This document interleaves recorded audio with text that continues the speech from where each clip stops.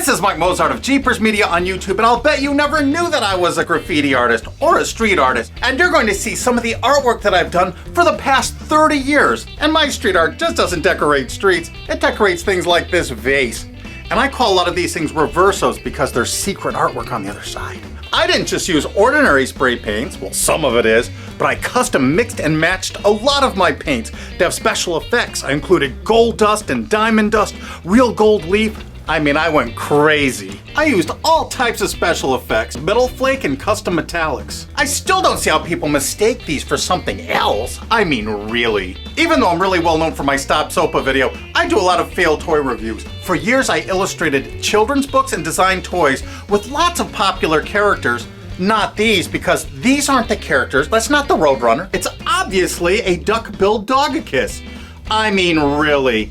Who could mistake that for the Roadrunner? It's a dog all the way down to its paws. And there's my signature, Mike Mozart Reverso. Do you know what happens to artwork after the artist dies? You should go for the old fat ones, because they're gonna go first. Now, a lot of people might mistake this for being Dexter, sitting in a big pot of boiling brew.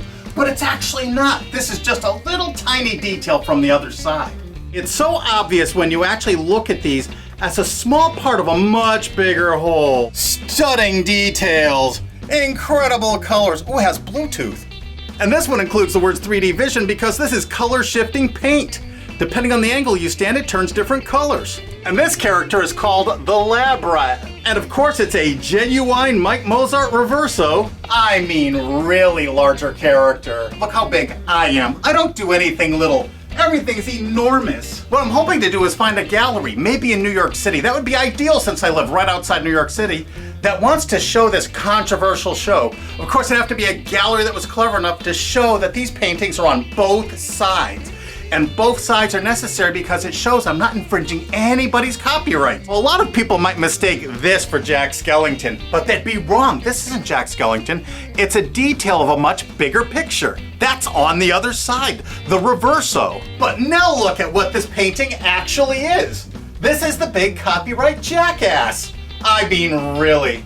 Who would mistake that for Jack Skellington now? And I'm not the unknown artist. Search Mike Mozart in quotations on Google. There's a million hits for me, or my company, Jeepersmedia. And my next Mike Mozart Reverso is one of the orneriest, craziest, shooting up characters in the whole world. It's not actually Yosemite Sam. How could anyone mistake You Duck You Miss for Yosemite Sam? And what do we have here?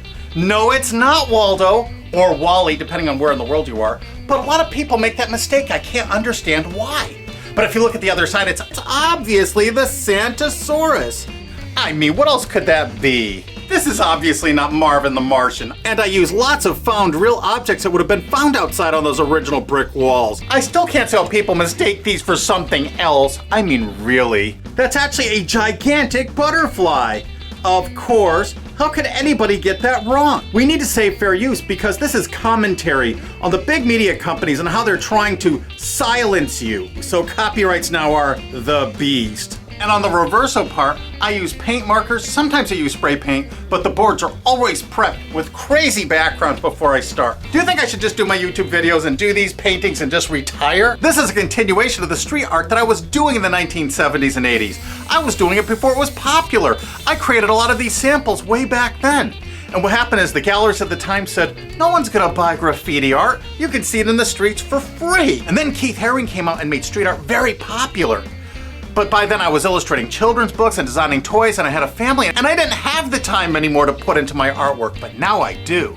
And now I have a reason, just to show the hypocrisy of these people. All of this artwork is fair use, absolutely. All of my works of art are two-sided commentaries on the hypocrisy and ridiculous copyright laws we have now that are being manipulated by big media companies that'll claim they own the tiniest shred of media. And one of my favorite street artists and good friends is Alec Monopoly. He's a brilliant artist of the Monopoly guy, and he uses him in lots of very critical commentary and social ways. He made this shirt for me when I was visiting him at Alki David Studios. And of course, Alex signed it everywhere, as he normally would, and the cuffs. Hey, this is not Eric Cartman. A lot of people would mistake that for Eric Cartman, but it is definitely not. especially when you see the other side. Just one small piece of a much larger picture, the pterodactyl, another Mike Mozart Reverso. That's obviously a dinosauric creature. Now this isn't what you think it is. This is not Raphael. No way. This is just another little detail of a much bigger picture. Obviously a big swamp alligator. There is no way you could confuse that with Raphael. Cowabunga, dudes! This is obviously not SpongeBob and Patrick. Why would people make that mistake? The other side shows they're completely different characters and creatures altogether. It's a big pink sea anemone and some weird undersea fish being attacked by an even bigger fish. And Mike Mozart's Reversos aren't just graffiti art on wallboard, they're also incredible vases. They're also, this is not Scooby-Doo. If you saw the other side, you would see it's not. This is another Mike Mozart free to re-upload anywhere on the internet you wish video, or you can click this remix button under the screen and you can re-upload it to your channel and the views will count on your channel. How can you beat that? Help me spread the word. Mike Mozart Reversos are also on a lot of antique clocks. I especially like the original George Nelson clocks for Herman Miller. I turned them all into Reversos. This is one of my next projects. And this beautiful vintage Danish modern clock by Humanoff Design is going to become another Mike Mozart Reverso. I hope you enjoyed all this artwork. You're welcome to share this video anywhere on the internet or hit that remix button under the screen and share this with your friends on your own channel. I also made a lot of pictures. I made over 120 of these. Most I've given away. I still have at least 27. That's my homage to Keith Haring, which I was very proud of. I made that in 1990 and really loved it. And here's a little bit closer look at the Keith Haring picture. I used all kinds of, what at the time, revolutionary painting techniques. And I kept a little leather-bound book, and I kept track of all those techniques, and I'm going to bring them all back in a lot of new pictures. So please, share this video anywhere you can. If you know someone owns a gallery, great. Send them a link to this. I really appreciate it. Thanks again.